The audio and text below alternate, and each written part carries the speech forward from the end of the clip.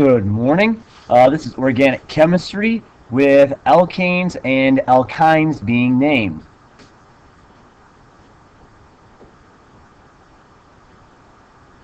So, previous video we were alkanes, which are all single bonds.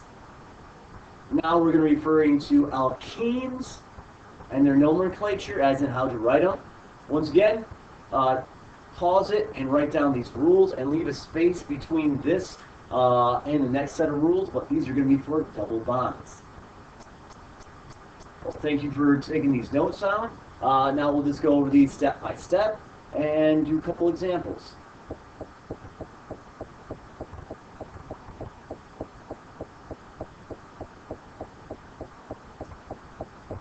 Now, because it is a double bond, we have different suffix, so we're adding, instead of anes to the end, we're going to add ene.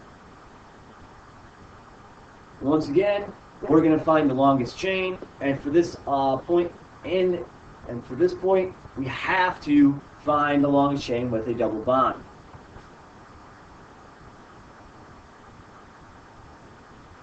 And when we are numbering it, just like last time, we're going to number it, except we're going to, instead of looking for the branch to number it by, we're going to figure out what end is nearest to a double bond. So let's do an example. So example number 1, I just did a straight chain alkene with no branches on this. So we have this. There are 4 of them.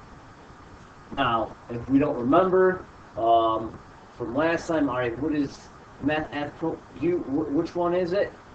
You guys can always refer to your chart. So for here, we have it on the side, meth-eth prop-bute. This is going to be your bute. So this is going to be bute. And it is an ene. So this is a butene. Now, numbering it. All right. There are 4 of them. And it's called a mere organic compound because it doesn't matter if you go right or left. It's going to be 1, 2, 3, 4. Or if we go backwards, 1, 2, 3, 4, no matter what, each time we hit it at 2. So the double bond is going to go, and once again, double bond represented by these 2 lines right here, double bond between 2 and 3. So the double bond occurs at the 2.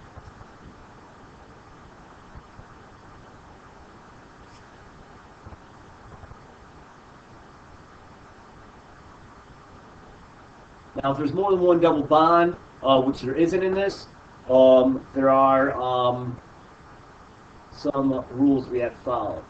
And then, if there are alkyl branches, we got to name them as well. But for us, for this first example, there isn't. So we're just going to find the number, and it's going to be 2-butene.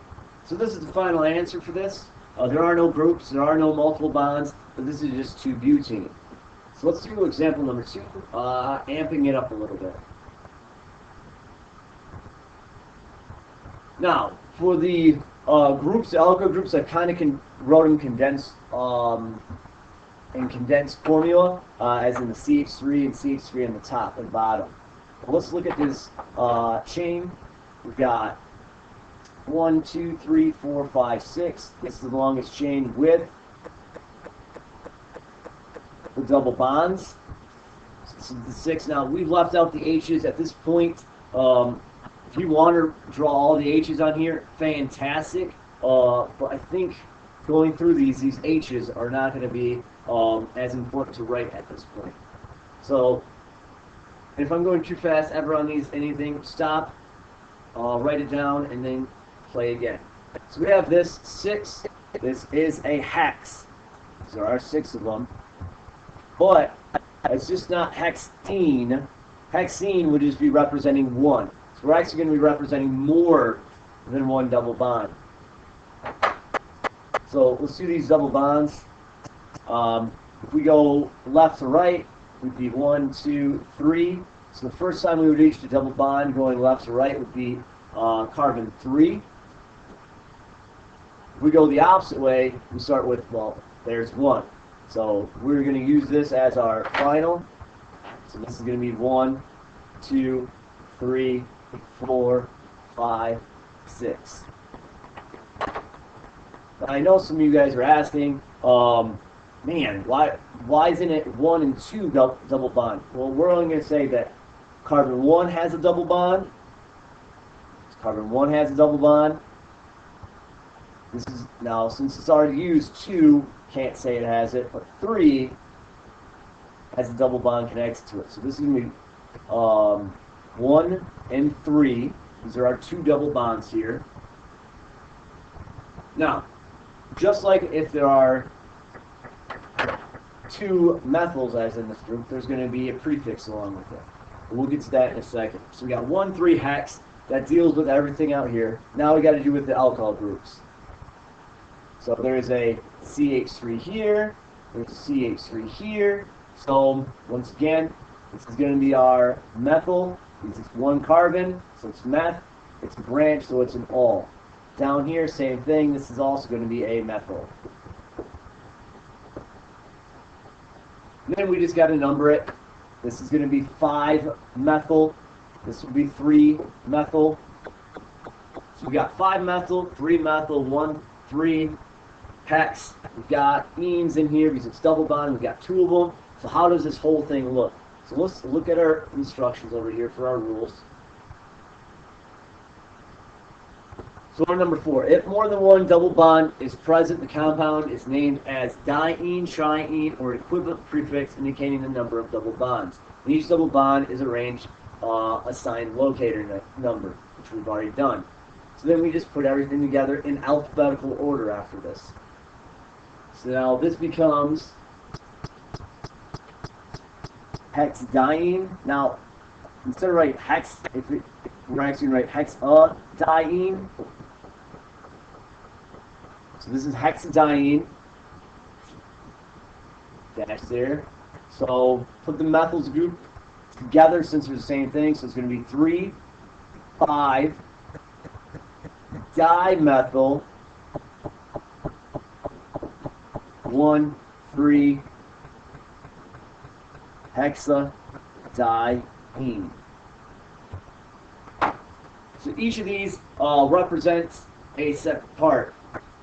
So the 3,5 dimethyl represents the branches. The 1,3 represents where the double bonds are, and hex represents how many carbons there are in a straight chain. So this crazy looking compound, menacing, but then we broke it down and it ended up being 3,5 dimethyl, 1,3 hexadiene. Let's go to example number 3. I'm going to have you guys pause this, write it down, and this is written in condensed formula, just a different way of writing it, and for you guys to figure out what it is, and when you come back, we'll go over it.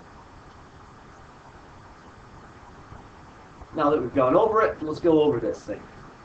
So we have, this is where the carbons come in, and we have to do our counting, figure out how much this is. So we could have 1, 2, 3, 4, 5, 6, 7, 8. So that's a possibility. Now, at this point, we can't use these. We can't say this is a straight chain because then it's leaving out this double bond. So we have to use this as a straight chain. So we're going to have an ot on here. So this is 8. This is going to be an ot.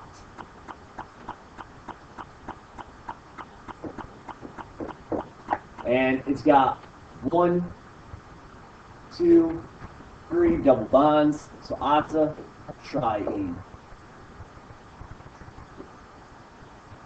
And now if you've got a little lost, pause it again, and that's what I was doing as well, so you guys can take a break and try to figure out the alcohol groups. So we have this octatriene. Once again, we've got the three 3 triple bonds with the 8 carbons. Then we have 2 alkyl groups we've got to deal with.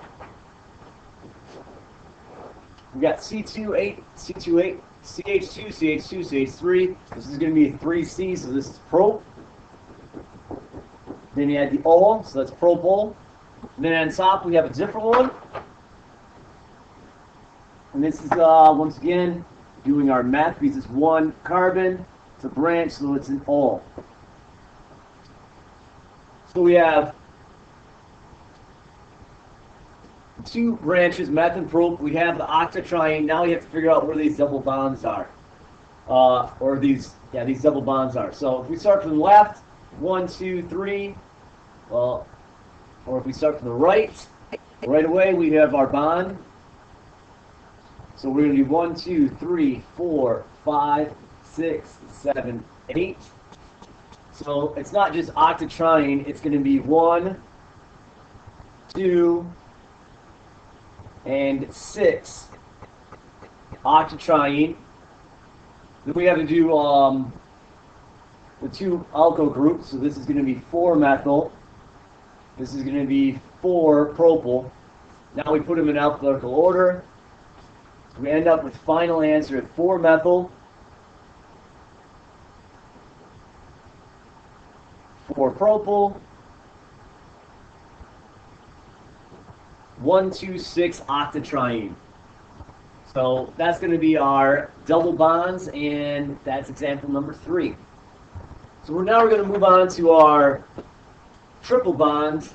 Now, triple bonds literally are going to be the exact same thing as we've just gone over for these alkenes, but now they're alkynes. So an alkyne, we're going to use the suffix "-ine", and when we use suffix "-ine", that's representing a triple bond. So that's the only thing that changes. The rules from alkenes and the rules for alkynes are the same, except you're just using the "-ine". So this is naming alkenes and alkynes, organic compounds. Thank you.